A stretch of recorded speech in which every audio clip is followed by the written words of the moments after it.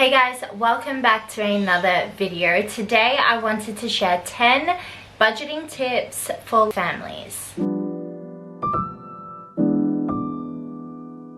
So, I'll keep this super short, but if you are new here, hello, my name is Marissa. I am a mum of 5 and at one point I had 4, 3 and under. So when it comes to trying to keep within budget with your food bills, with items like nappies, wipes, formula, I get it. I've been there. It can be scary, it can be hard, especially if you're trying to save for bigger things like a home or a car. So what I have done is gathered together a bunch of tips that I feel like are small but add up and can save a lot of money in the long run. So these tips are all random. They fall under all different categories, but bear with me because I'm sure because of that, there will be plenty of tips for you to take and implement within your own home and hopefully save some of your guys' hard-earned money. Tip number 1. Do not purchase more books until you have read all of your books. Now, if you do not read books, then this can still apply to you. Maybe you like buying new clothes for your kids. The rule can still apply. Don't buy new clothes for the kids until they either need replacing because they have holes in them, or you realize there's a gap in their wardrobe and they need shoes for church or something like that. The point is, do not go out and buy something that you already have at home. Tip number 2 is to use your makeup and only purchase to replace. So I guess this is kind of the same as the last tip but different. For me, I do not wear makeup a lot at all, and you guys should know by now that makeup actually expires. So if you are like me and you never wear makeup and your makeup is good for you, like there's no harmful chemicals and stuff in it, start to wear it. Use that makeup. That's why you bought it. Even if you are staying at home, use the makeup and wear it. Tip number 3 is if you tend to shop a lot, find another hobby. So for me, I found that a lot of my money was being spent because when I was bored, I would sit on my phone and scroll through Instagram and all of these pretty advertisements would come up. All the pages that I follow about fun kids things and beautiful clothes and active wear, it tempted me into thinking, do I need that? Yes, I need that. And then therefore, I would go onto their website and purchase an item. Did I actually need that item? No, it was just because it was an impulse spend. If you are spending a lot of time online shopping or going to the shops to window shop, reality is you're actually creating a habit and a hobby out of that thing. So instead, find a different hobby that doesn't cost any money, like maybe you can start a new workout routine. Maybe you can just work on being a better homemaker at home, and instead of scrolling through your phone or online shopping, you can get up and learn how to cook better meals for your home. Clean the areas of your house that you've been putting off for a long time. The point is to distract yourself and get busy doing something that is helpful to you, instead of giving yourself that high that you get when you purchase an item and then constantly seeking after that high by spending all your money and then never being able to move forward financially. Tip number 4 follows along with what I said in tip number 3, and that is to unfollow or unsubscribe from temptations.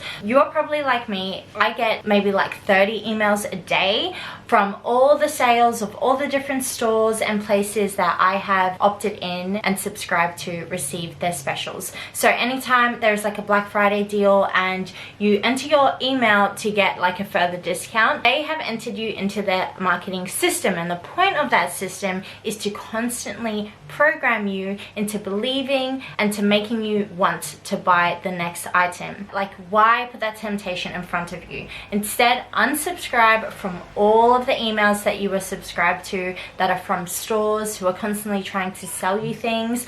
Unfollow the pages where you love to shop from so that it's out of sight, it's out of mind, and you're not tempted to go out and purchase the deal. Also, it's really easy to tell the difference between needing an item and just wanting it when you don't have all this marketing thrown into your face. This way, you will be able to know that the thoughts you are having about purchasing something are actually your own thoughts and needs, opposed to being marketed to and like basically being brainwashed into thinking you need an item when you don't. Tip number 5 is meal planning. Now, I know this tip is so common, it's so overused, but the reason why is because it is so essential.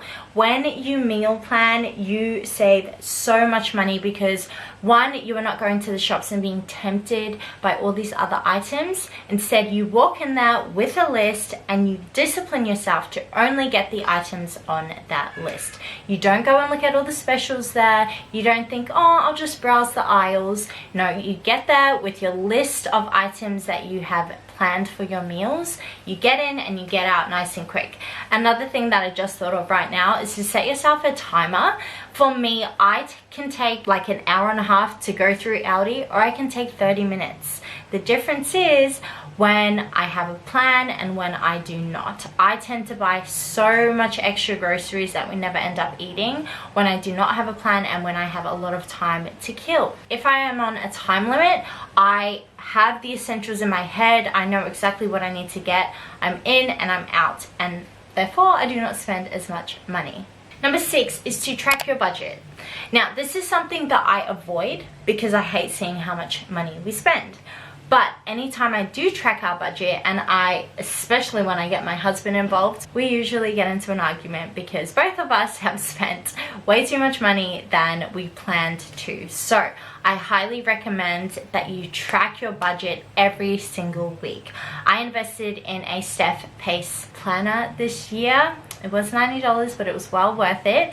And I have been tracking our expenses every single day. So all I do at the end of the day, once my husband is home and I know no one is going to leave the house, is I get my planner out and I go through our bank accounts and I list out the total amount at the end of each of my planning days. So I will write bills, I will write spending, and then we'll write the total amount that we spent that day. And at the end of the week, I just add it up and enter it into the budget tracker at the back of my planner. You will probably be shocked at how expensive everything is. You can make some changes based on that. Number 7, this one is really practical and applies to those of you who have young children in nappies, and that is to toilet train early. So not all of my kids, but 4 of my kids are either 14 or 15 months apart, and that meant that most of them, 2 were in nappies, not just 1, 2. 2 of them were drinking bottles. It all adds up. My advice is to toilet train that baby before the next one comes. It can save you so much money. Think about it, you probably spend like $10, $15 a week just on nappies alone. That's not including wipes and formula and stuff.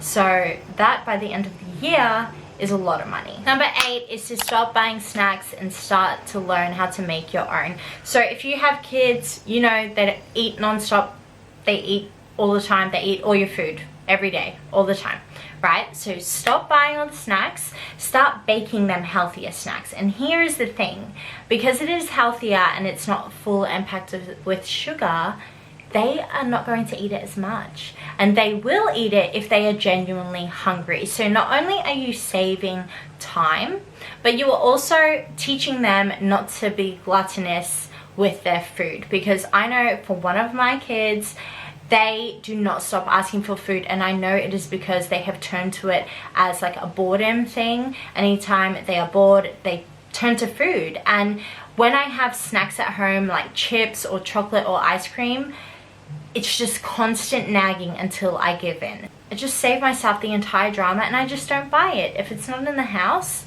he's not going to ask for it. And when he does ask for the homemade baked snack that I have made, I know that he is genuinely hungry. So I'm saving time and I'm saving myself a meltdown because he no longer does that. Okay, I have 2 more. The next one is to get your kids outside more.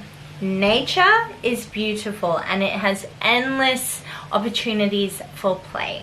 This makes you realize that you really don't need to buy your kid more toys.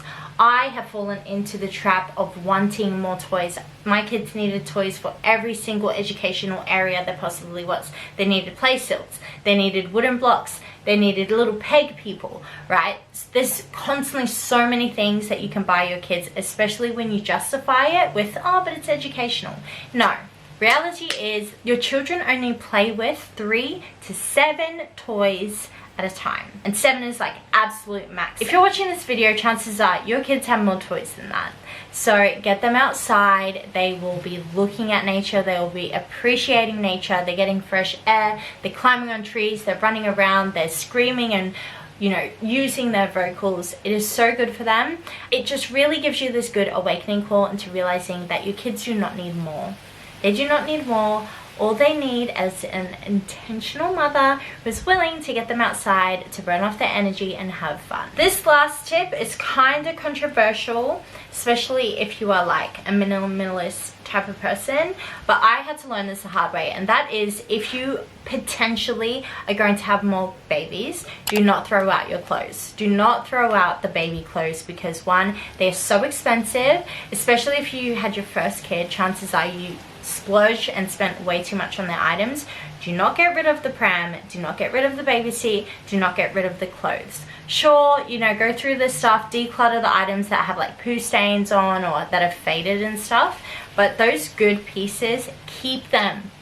I chucked out my baby clothes after every single baby, and I don't know why. It sounds so stupid to me now because they're only 14 months apart, but literally by like month 2, I was just like, nah, I can't deal with this mess. I can't deal with storing the stuff. I'm going to get rid of them. So I sold them. The next month I was pregnant and I had to restart it all again. This is the longest gap I've had between being pregnant and having a baby. My son is nearly 1.5, and I have all my boys and girls things still stored in their cupboards. And I'm probably going to do this until moths have eaten through them or I hit menopause. So that is all the tips I have for you.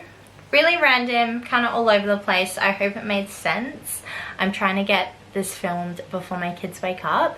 But if you enjoyed this video, don't forget to like and subscribe. Let me know in the comments below which tip you feel like can apply to your life and how you are going to implement it. And with that, I will see you guys in my next video. Bye.